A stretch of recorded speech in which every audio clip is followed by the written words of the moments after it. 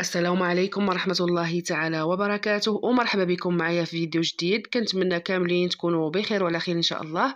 اليوم غادي نهضر لكم على عباءة الصلاة. يعني الصلاة يعني كما كنعرفوا راه هي العماد الدين ديالنا. نتمنى نطلبوا ربي سبحانه وتعالى الله يثبتنا على صلاتنا ان شاء الله. المهم انا كندخل المساجد كنلقى بعض النساء تيصليو بجلال بلي تيكونوا اما ايفازي يعني ضيقين عليهم، ولا تيكونوا قصار كيصليو بدون جوارب. بعض المرات السيده كتلبس الجوارب يعني ملي كتكون خارجه كتحيدهم. المهم بغيت نقول بان الصلاه يعني باش تصح الصلاه خاصها تكون بحال هكا، يعني بعباءه اللي كتكون فضفاضه، كتكون واسعه، خاصة يعني بالصلاة.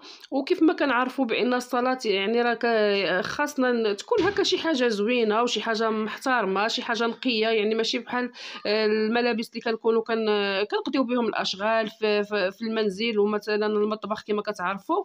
يعني راه ضروري غادي نشموا ريحة الطياب وكذا، فما الاحسن تكون عباية بحال هكا خاصه بالصلاه. كيف ما كتشوفوا معايا واخا كنحني ولا شي حاجه كيبقاو الرجلين مستورين وما تحتاجيش تلبسي لهم تقاشر ولا الجوارب.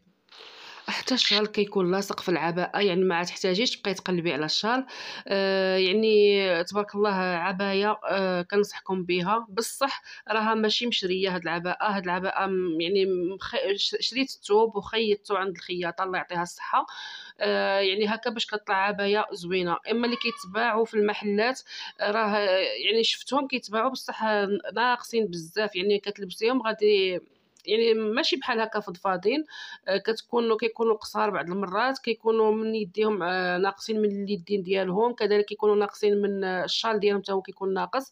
يعني ماشي بحال كتشري ثوب هكا وتخيطيه. كتجي عباءة تبارك الله ما شاء الله غزاله. كنتمنى ربي الله يهدينا والله يهدي الجميع يا رب العالمين، والله يثبتنا على ديننا والله يثبتنا على صلاتنا. اللهم امين يا رب العالمين. واللي بغيت نقول بان هاد العباءه هذه يعني ماشي بحال الجاهزه، لان هو نفس الثمن، يعني راه كطيح نفس الثمن. غير الجاهزه راه كتباع كما قلت لكم ناقصه يعني في الكاليتي في الثوب في كل شيء. هذه راه كتختاري الثوب بالذوق ديالك نتيا بالشكل، يعني الشكل اللي بغيتي ولا اللون اللي بغيتي. كذلك تاخدي مترويات زايدين باش كتجيك العباءه هكا واسعه وفضفاضه تبارك الله. وكذلك يعني كتشوفي الثوب اللي ما يبينش، يعني واخا باش كتبقاي مرتاحه في دارك، يعني كتكوني لابسه اللي بغيتي، وملي كتبغي تصلي راه كتمشي كتلبسيها ما كتبين حتى شي حاجه. كانت هذا يعني هذه هي العباءه ديال الصلاه اللي يعني انا عجباتني وبغيت نشاركها معكم كما قلت لكم. فكنتمنى يعني تكون عجباتكم، والله يهدينا كاملين والله يرحمنا والله يسترنا والله يغفر لينا والله يتقبل منا ان شاء الله. كنتمنى هذا الفيديو يكون نال استحسانكم ان شاء الله، وما تبخلوش عليا عافاكم، والله يجازيكم بخير من لايك واشتراك في القناه، تفعيل الجرس باش يوصلكم كل جديد. كان هذا هو الفيديو ديال اليوم.